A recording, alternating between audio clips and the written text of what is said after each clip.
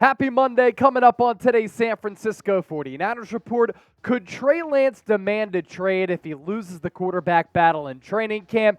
And we have a new Brock Purdy injury update. Before we begin, though, rookies report to the SAP Performance Center tomorrow. Can you believe it? 49ers football is coming up just around the corner, and if that excites you, I want you to hit that thumbs up icon and like the video, because veterans a week after that will also be reporting to Santa Clara, and you know our coverage. It's going to be fantastic right here on the show.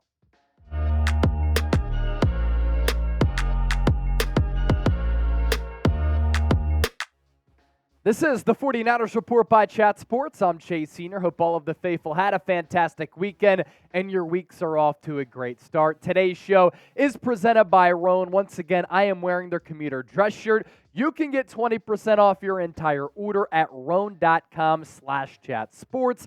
Summer, we're about at the halfway point of summer, but you can still freshen up your wardrobe, because once the fall comes around, you want to be looking fresh. Shoot, you want to be looking good all year long, and you can do that with Roan. Men's closets were due for a radical reinvention, and Roan stepped up to the challenge.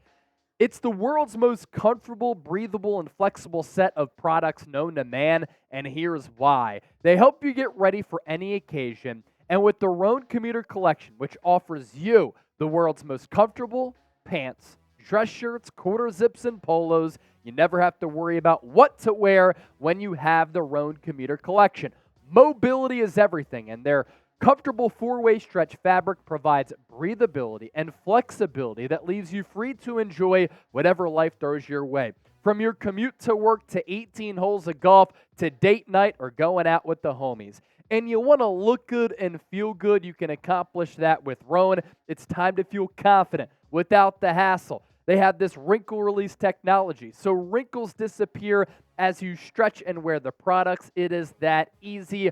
Odor-free technology as well, and really, you can check off all of the boxes in your wardrobe with the Roan Commuter Collection. You see me wear this dress shirt. I have one of their polos, their pants, very comfortable as well. Shorts, I love the flexibility to those as well with the stretchable material. Roan.com/chatsports. Promo code ChatSports for 20% off your order. That link is hanging out in the comment section and in the description of this video. So let's begin here with this Brock Purdy injury update. And I want to show you some deep dive analytical numbers that tell you a pretty fascinating story about Purdy as the player during his rookie campaign, but what you can expect going into year two. How is Purdy doing in his recovery from elbow surgery? Let's first take a look at the timeline here. Went under the knife and had that UCL repair surgery, not reconstruction surgery, back on March 10th. On May 29th, a few months later, started to throw a football. On June 26th, he went down to Jacksonville and started to really increase his throwing program. And the season opener is looming, ladies and gentlemen. September 10th, training camp officially getting underway for veterans on July 25th, so he does have some time up until that season opener if he were to be the starter. Matt Maiocco on the injury status, because that plays a role in whether or not Purdy will start against the Steelers. It seems like there's been no blips. Everything seems to be working towards September 10th at the Pittsburgh Steelers, but everything I've heard is that the progress and the physical therapy, all that right on pace, that there's been no setbacks. And it's not necessarily all systems go right now. That'll come a little bit later. But as I understand it, they're very happy with where he is in his recovery from that surgery. Of course, this development and this news is good news for the 49ers. It's good news for Brock Purdy, because you saw how the Niners played last year with Purdy as their quarterback. He went undefeated up until the NFC Championship game. They averaged more than 30 points per game, and for Mr. Irrelevant to step in, play that well, and for the team to have that much success with Brandon Ayuk balling out, George Kittle playing great, Christian McCaffrey putting up just astounding numbers, that's a snippet and that's a glimpse as to what San Francisco can accomplish heading into 2023. Brock Purdy, though, is still a big relative unknown. Why is that? This is why Brock Purdy is an unknown heading into year 2. You look at his overall numbers last year in 8 starts. He completed 67% of his passes, nearly 1,800 yards, 16 touchdowns, 3 picks, and a quarterback rating of 111.4. But the analytics tell a pretty fascinating story for Purdy. Passing without pressure, he was number 3 in the NFL once he took over for Jimmy Garoppolo. Passing from the pocket, he ranked 4th. Early downs without play action, he was number 2. First downs in the first 3 quarters, he checked in at number 2 among all qualifying quarterbacks. Layup throws at 6. Attempts in less than 2.5 seconds, 6th. Passes outside the red zone, number 4. So Purdy, with what he was able to do as a rookie, considering the circumstances, is really impressive. But there's also this for Purdy as well.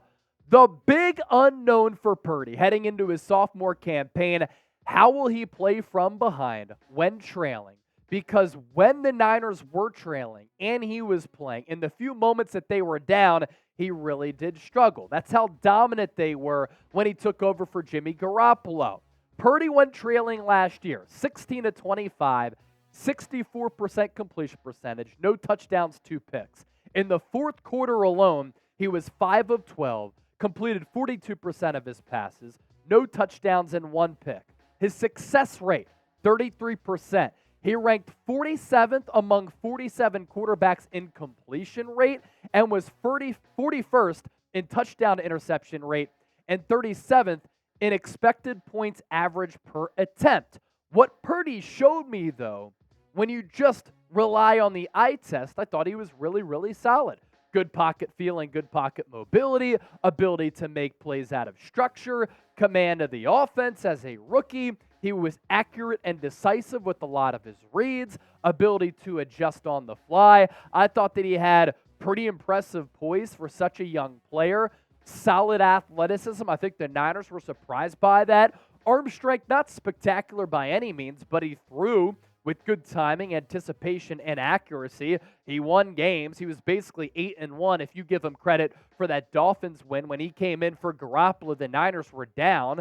And then unfortunately for him and this team, injured that elbow in the NFC Championship game. If he doesn't get hurt, is the story different against the Philadelphia Eagles? We will never know. So the numbers, the eye test, they certainly tell you that Purdy can play in this league. But some of the deep dive analytics do show some concerning trends for him heading into this upcoming season. So what's your confidence level in Purdy? I want you to scale it for us from 1 to 100. Let us know down in the comment section. And as you venture down there, make sure you subscribe to the show. We're really going to ramp up our coverage. It's going to be absolutely excellent this upcoming season right here on the 49ers Report. Hoping to get to 100,000 subscribers. I've been covering the Niners for the last 2 seasons. I want to make this one my best year yet, with multiple videos per day, content every single day, and I really want to teach you about the game of football, teach you about the Niners, and of course, keep you informed about this football team. Let's round out today's show with this. Could Trey Lance demand a trade if he loses the starting quarterback battle or he loses the QB2 battle to Sam Darnold? And if that happens, what is Trey Lance's move if he's looking to really start anew in his respective career? Now, over the weekend, he was in Fort Worth, Texas, putting in some work at the TCU practice facility. Jeff Christensen, who Lance had worked with earlier this offseason, who is Patrick Mahomes' throwing coach, took a last-minute trip to meet up with Lance to really tutor and coach him. And Christensen even said, this is going to be a changed man. This is going to be a changed player. The difference, though, between Trey Lance and Brock Purdy is this. Even if Trey Lance balls out throughout training camp and in the preseason, Brock Purdy still has the edge on him to be QB1 because Purdy has shown what he can do at a pretty high clip in game action. Whereas if Lance slings it in camp, he's doing so just in training camp and just in practice. In the limited time that we've seen him in between the lines during an actual game, he struggled a little bit, especially with accuracy, and accuracy a huge component which Kyle Shanahan leans on for quarterbacks to be able to possess, to run his system to maximum capacity. Niner noise on the internet. discuss the possibility of Trey Lance demanding a trade. Now, they put together their own Trey Lance trade destinations. I'm putting together my own list of Trey Lance trade destinations. And, of course, we have some overlapping themes here. Let's first start with the Minnesota Vikings. By the way, my thoughts on Kirk Cousins have kind of changed a little bit with the quarterback documentary on Netflix. Dude is tough as nails, always available, loves the game of football. He's accountable. Why the Vikings make sense, though, for Trey Lance, we've talked about this before. Lance grew up in Minnesota, went to North Dakota State, and Kirk Cousins is in the final year of his deal. The Vikings and Cousins not expected to agree to a long-term contract extension, which means he's going to be an unrestricted free agent. Kyle Shanahan coached Kirk Cousins with the Washington Redskins at the time when RG3 got hurt, and Shanahan was the team's offensive coordinator. The Niners looked into bringing in Kirk Cousins before he went to Minnesota and got the bag, and there's always been a little bit of a paper trail and some breadcrumbs of Shanahan's interest in Kirk Cousins. That makes a lot of sense. If the Vikings move off of Cousins, then they have their backup plan and Lance to take over next year. Let's go to the Green Bay Packers here. Is Green Bay sold on Jordan Love? And Lance, if he were to go there, can team up with this former North Dakota State teammate in Christian Watson, who last year played a great rookie season alongside Aaron Rodgers. If Jordan Love isn't the guy, could Trey Lance step in and be the Packers' future quarterback? And Trey Lance has those roots from that part of the country, even though he probably grew up hating the Green Bay Packers. At number 3, Tampa Bay Buccaneers. And this is the team that I've talked about a little bit previously. The current quarterback battle set to take place in camp between Baker Mayfield and Kyle Trask. Lance might have more upside than both of those players. Definitely Kyle Trask, maybe Baker Mayfield. A lot of ability as well, 6'4", 225 with a strong arm. If he just gets replenished with a fresh start, can Trey Lance become something? Maybe. And then sticking in that NFC South division, I'm going to throw in the Atlanta Falcons. Niner noise throughout the Pittsburgh Steelers. That doesn't make sense to me personally because I think Kenny Pickett can actually play. But is Desmond Ridder legit? Then we discussed that report last week that the Falcons had called about Lance. Arthur Smith maybe feeling the heat beneath him heading into year 3 because the first 2 years haven't been great. He's done some decent stuff schematically. We know that Marcus Mariota torched this number 1 Niners defense last year. He has some ability as a play caller, just doesn't have a quarterback if Desmond Ridder is not that guy. And then I want to throw the Washington Commanders into the equation as well. The Commanders going to roll forward with Sam Howell, the former North Carolina quarterback, who I think has some Baker Mayfield comps, and then Jacoby Brissett as their backup, who can be a spot starter. He's one of the best spot starters in the NFL, a high-level backup in this league. He's not a franchise guy, though. And we know Washington, especially competing in that division with the Philadelphia Eagles, the New York Giants, who didn't come to an agreement on a long-term extension with Saquon Barkley.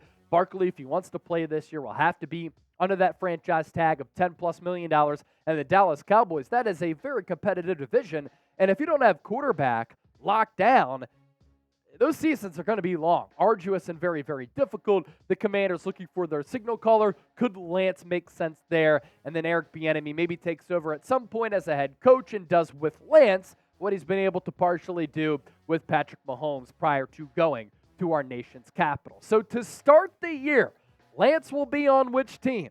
SF for the 49ers. Oh, for a different squad. That's our last poll question for today's show. Let us know. Don't forget to subscribe. Live 49ers report tomorrow. I hope you all hang out with us 5 o'clock Eastern, 2 o'clock Pacific.